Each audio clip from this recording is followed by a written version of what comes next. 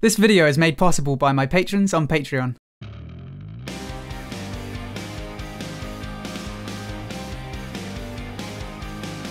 Hello everyone, my name is Ziamaro and welcome to Battlerite Sage. So, today is patch day and there's surprisingly little to go through this time. Usually there's an absolute essay of balance changes to talk about, but today we have only two big things to talk about. But before we get into the big stuff, let's just have a look at two smaller things that I think might be nice quality of life changes. The first thing of note is the optimizations to the game engine or something. They say the game should use less memory, some of the core systems have been rewritten for better performance, and more code has been threaded to make the bottleneck on the main thread smaller. I mean, I understand the gist of that, but I'm not a computer scientist. I think for us laymen, that means slightly better performance. So maybe higher FPS for some, less choppiness, and maybe even less crashes for the memory deficient among us. There are a few other small changes, but one that you might have missed is Jamila's counter sound being made more prominent. This has been a complaint from both sides. Some Jamila players say that they can't tell when their counter has been hit, and likewise people have complained about Jamila's counter not being obvious enough. So hopefully this will satisfy both sides. Finally, let's move on to the headline features of this patch. First, Bakko's Egg Brawl. Now, this is something that I never experienced the first time around, but I believe this is something that's happened before.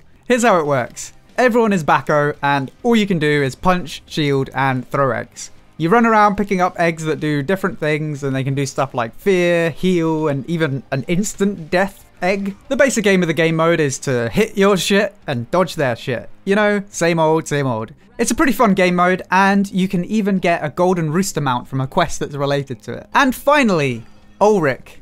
This guy looks even better than I initially thought having seen the numbers, and he has some great Battlerites to go with it. I'll have to get in game and try him out properly, but his mouse 1 stun seems great. The M1 charge even resets every time you space through an ally and grant favor. There's even a right that makes the stun AoE, and I don't know if it's going to be a good right to take or not, but an AoE stun sounds pretty juicy. His ultimate looks great. You chuck your shield, it does a nice chunk of damage, it incaps and drops a shield for you or your allies to pick up. The shield grants 25% increased movement speed, 25% increased damage, and a 24 damage shield for 5 seconds. And there's even a right that doubles those numbers. Yes, you heard right, double. So look, I'm not going to spoil all the surprises here, but here are some initial observations. His base healing is a little low, but it can be buffed up phenomenally. This guy looks like he could have some great burst healing with the correct rights and playstyle. I'll be making a video in the next few days with my first thoughts after I've had a chance to try him out properly. He has a load of good rights, so depending on what seems optimal, he could have one of a few different playstyles. So have fun in your games today, guys, and if you want to play Ulric, expect a long queue. I hope you enjoyed this video. If you did, then please feel free to subscribe for more Battlerite guides, news, and discussion. If you'd like to help support the channel and get some unique rewards, then head over to patreon.com/battleritesage. And don't forget to check out twitch.tv/battleritesage. Until next time, thank you for watching, and I'll see you soon.